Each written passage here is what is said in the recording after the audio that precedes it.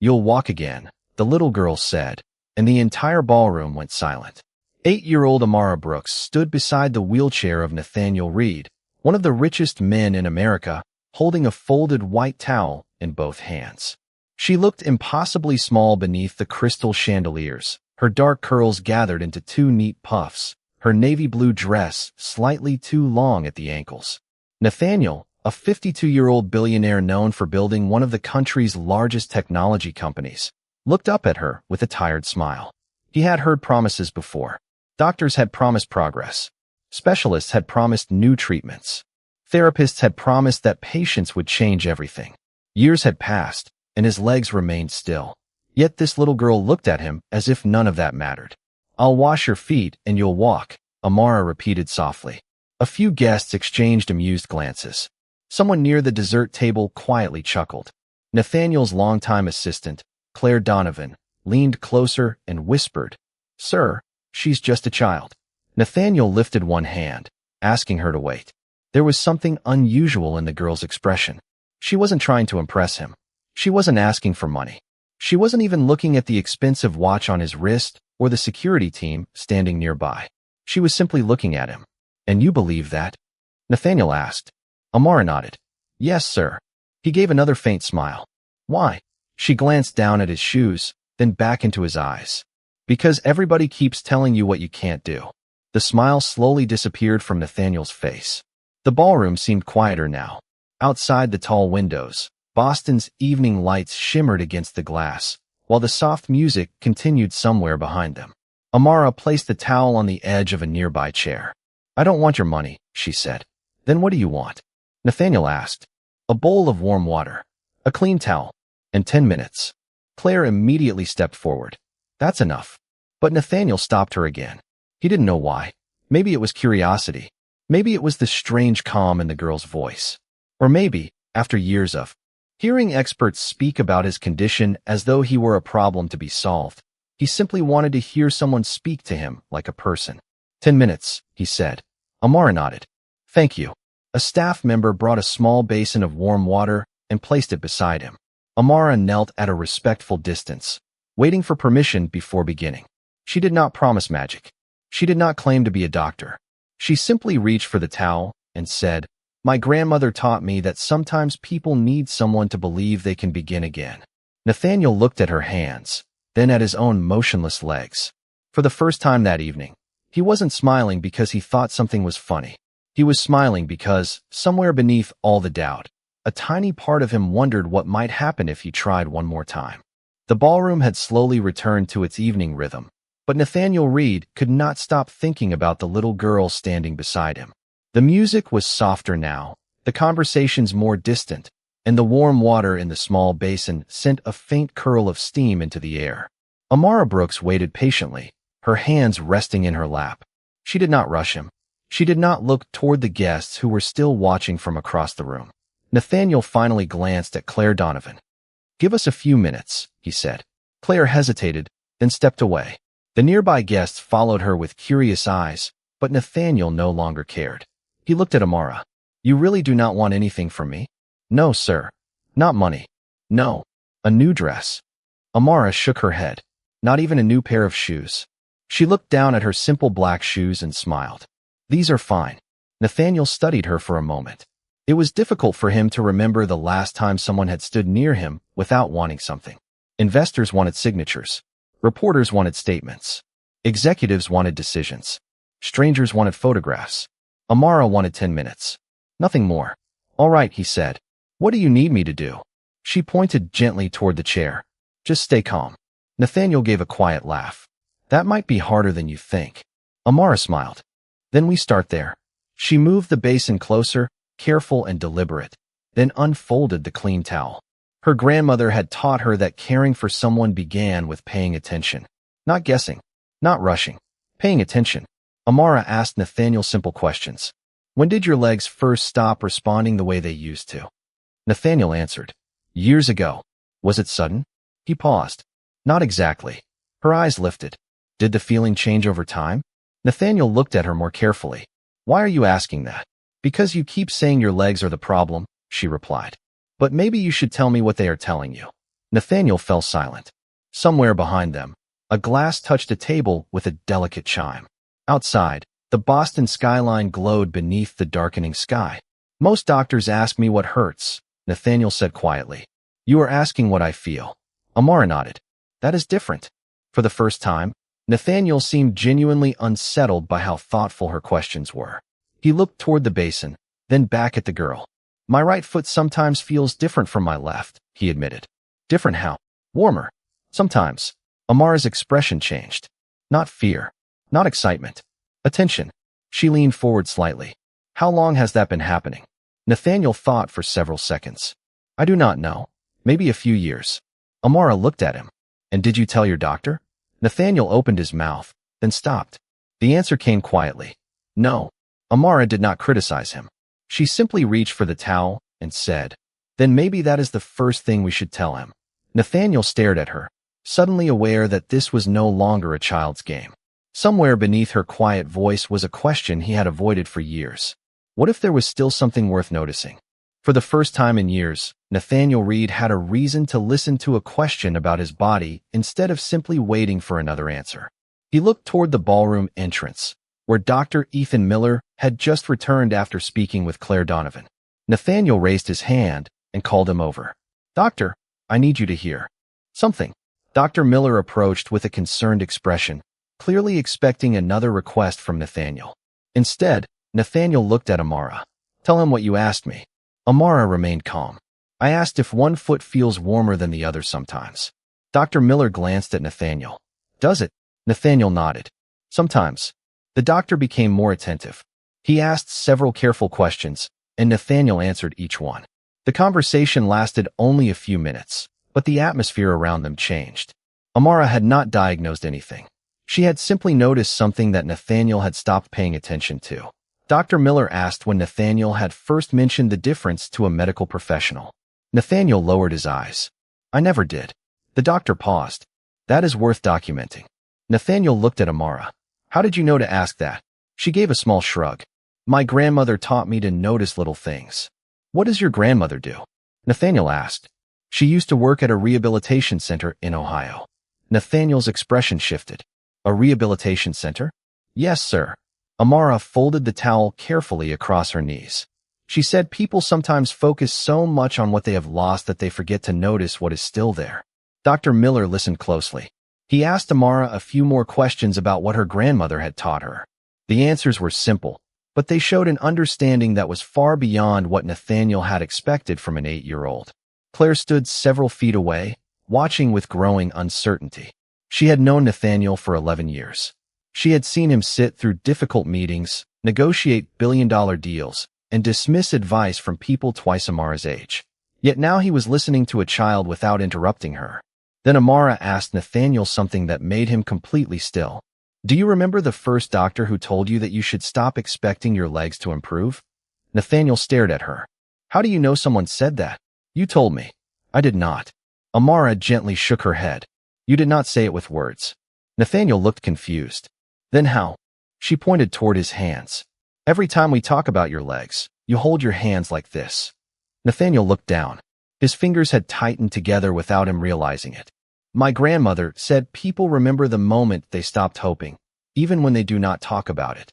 The words settled over him more deeply than he expected. Dr. Miller remained silent. Claire looked away. Nathaniel finally understood that Amara had not come into his world because she wanted attention. She had noticed him, truly noticed him. And that simple act was beginning to uncover something he had buried beneath years of appointments, treatments, schedules, and expectations. Nathaniel looked at the basin of warm water beside him. All right, he said quietly. Let us see what else I have stopped noticing. The question Nathaniel had avoided for years was now sitting quietly between them. What had he stopped noticing? He looked at Dr. Ethan Miller, then at Amara, and finally at the small basin of warm water waiting beside his chair. Before we do anything else, Nathaniel said, I want to understand what you think you noticed. Amara nodded. Your right foot sometimes feels warmer than your left. You did not tell your doctor because you thought it was not important. Dr. Miller folded his arms thoughtfully.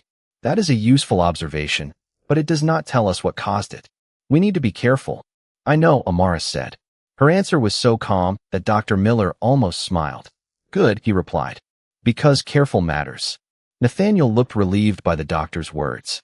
For the first time, the moment felt less like an unusual conversation at a charity gala and more like a proper medical discussion.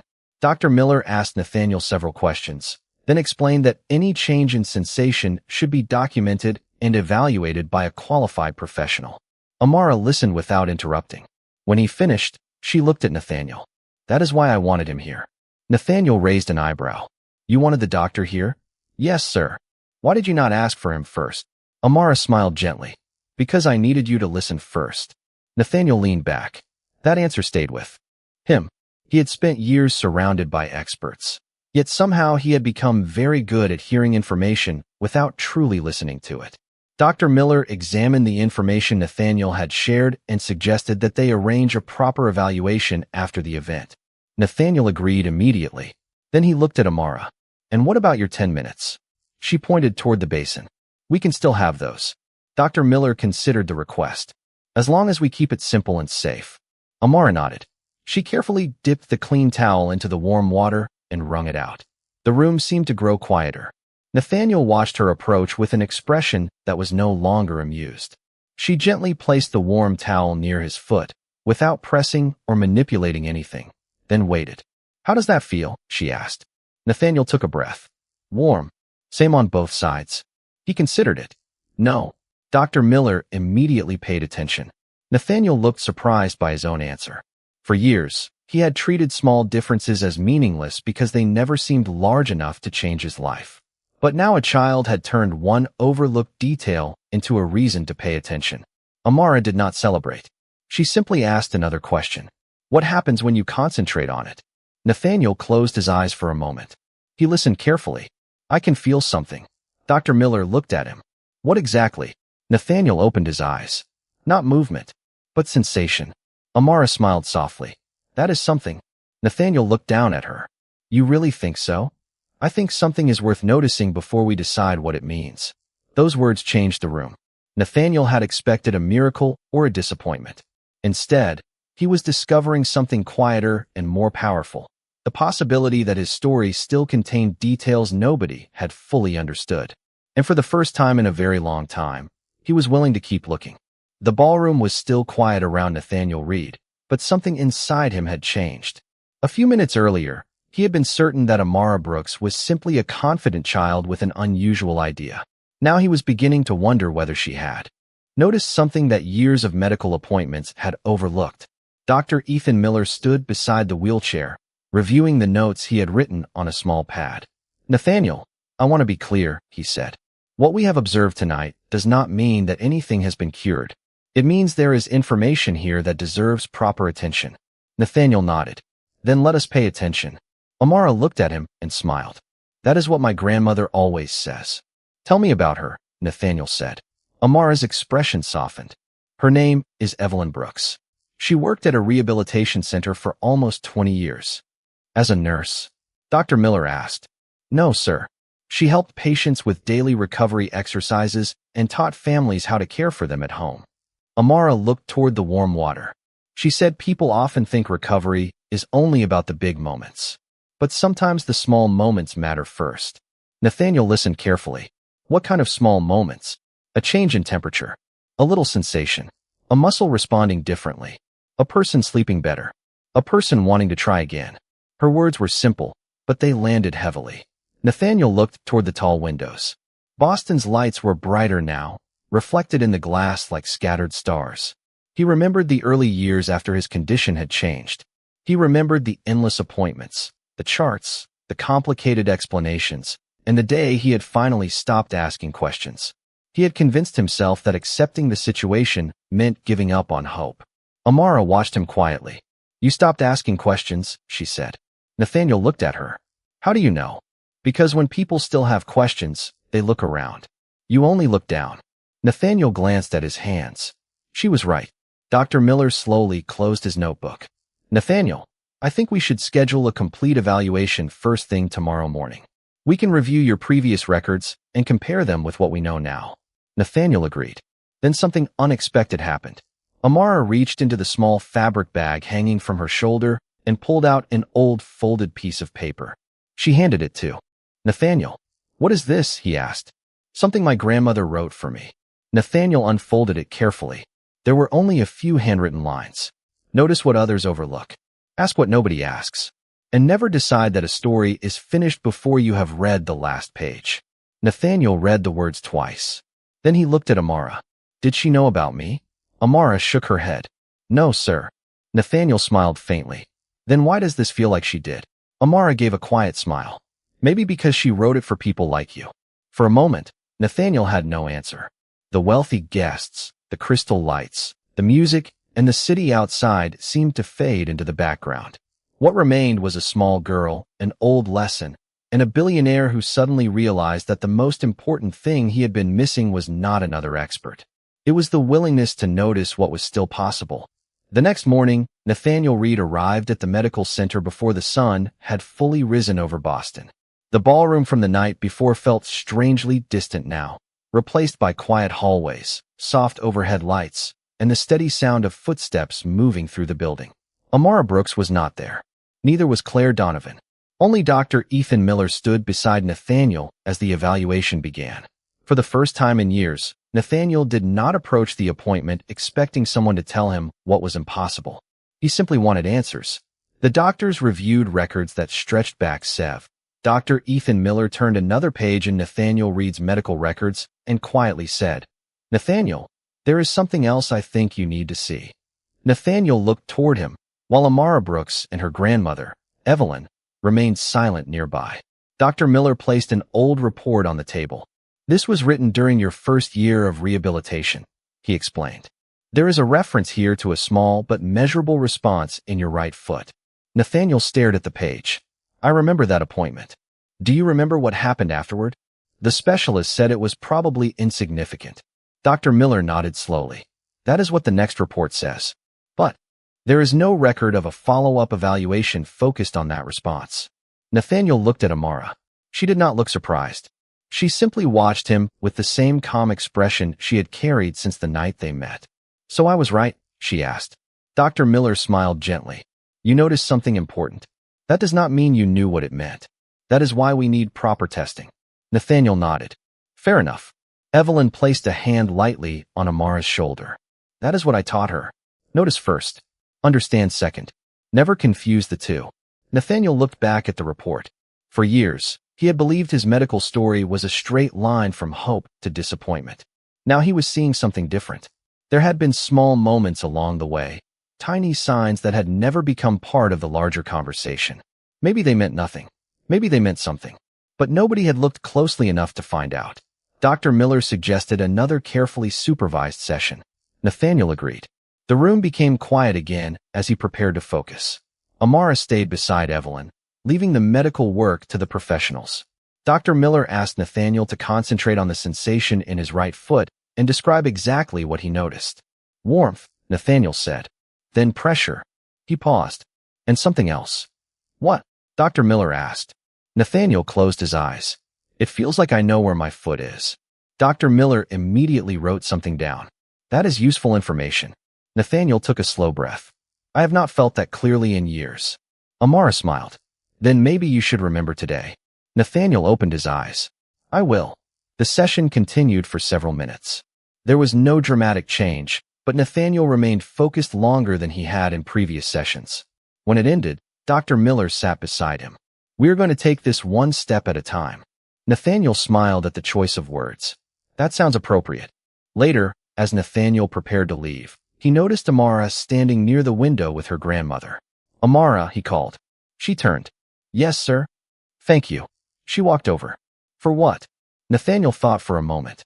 "For making me curious again." Amara smiled. "Curious is good." Nathaniel looked at Evelyn. "You raised a remarkable girl." Evelyn shook her head. "She listens. That is different from being remarkable." Nathaniel looked at Amara again. "Maybe listening is what makes her remarkable." Then his phone vibrated. Claire Donovan was calling. Nathaniel answered. Her voice sounded uncertain. "Sir, the reporter from yesterday found the medical center." Nathaniel's expression changed. "What does he want?" "He wants to know whether the little girl caused a medical breakthrough." Nathaniel looked across the room at Amara. She was holding her grandmother's hand, completely unaware of the attention gathering around her. Nathaniel lowered his voice. Tell him there was no miracle. Claire paused. Then what should I say? Nathaniel looked at the old medical report on the table. Tell him we found something we should have noticed years ago. He ended the call and sat quietly for a moment. The truth was becoming clearer. Amara had not promised him an easy answer. She had simply taught him to look again. And sometimes, looking again was where a second chance began. 3 weeks later, Nathaniel Reed sat in the rehabilitation room before sunrise, staring at a pair of parallel bars positioned several feet in front of his wheelchair. The room was quiet except for the soft hum of the heating system and the faint sounds of staff preparing for the day. Dr. Ethan Miller stood nearby with a calm expression, reviewing the plan for the morning. Evelyn Brooks sat beside the window, while Amara watched from a chair with her hands folded neatly in her lap. Nathaniel had spent the last 3 weeks returning to the medical center almost every day. Nothing had happened quickly. Some mornings brought small improvements. Other mornings brought none at all. But he had stopped measuring progress by dramatic results. He had learned to value the smallest changes. A clearer sensation, a stronger response, a little more balance, a few extra seconds of effort. Are you ready? Dr. Miller asked. Nathaniel looked at the parallel bars. As ready as I can be.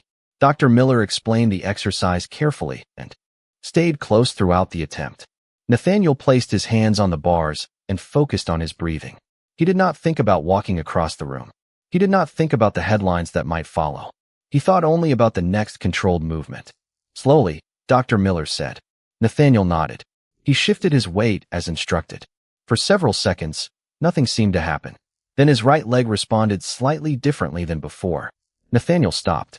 I felt that. Dr. Miller looked closely. Tell me exactly what you felt. Pressure. Then a little response. Amara smiled from across the room. Do not hurry. Nathaniel glanced at her. I know. He tried again.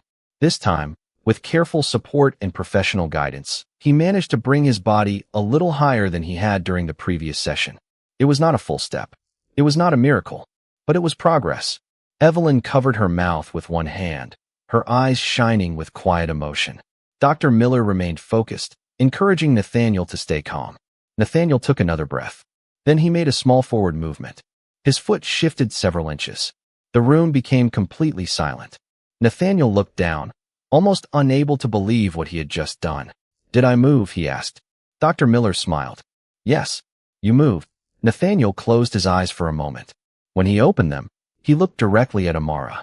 She was smiling, but she did not look surprised. You said I would walk, he whispered. Amara shook her head gently. I said you would try. Nathaniel laughed softly. That is not what I remember. Maybe you remembered the part you needed. Her words made him smile. The session ended shortly afterward, but Nathaniel remained quiet for several minutes. He understood now that Amara had never been promising a magical cure. She had been giving him something much more practical, a reason to notice what remained possible. Later that morning, Nathaniel asked Claire Donovan to come to his office. He had made a decision. I want to start a foundation, he said. Claire looked surprised. For rehabilitation? For people who have been told their story is finished. He looked toward the window. And I want Evelyn Brooks involved. Claire smiled. And Amara? Nathaniel's expression softened. Amara stays a child. She gets to go to school, laugh with her friends, and grow up without becoming part of my business. Claire nodded. Nathaniel looked back at the medical center behind him. For years, he had believed his greatest achievement was building a fortune. Now he understood that wealth could build buildings, fund research, and open doors, but it could not teach a person how to hope again. Sometimes, that lesson came from an 8-year-old girl who simply paid attention.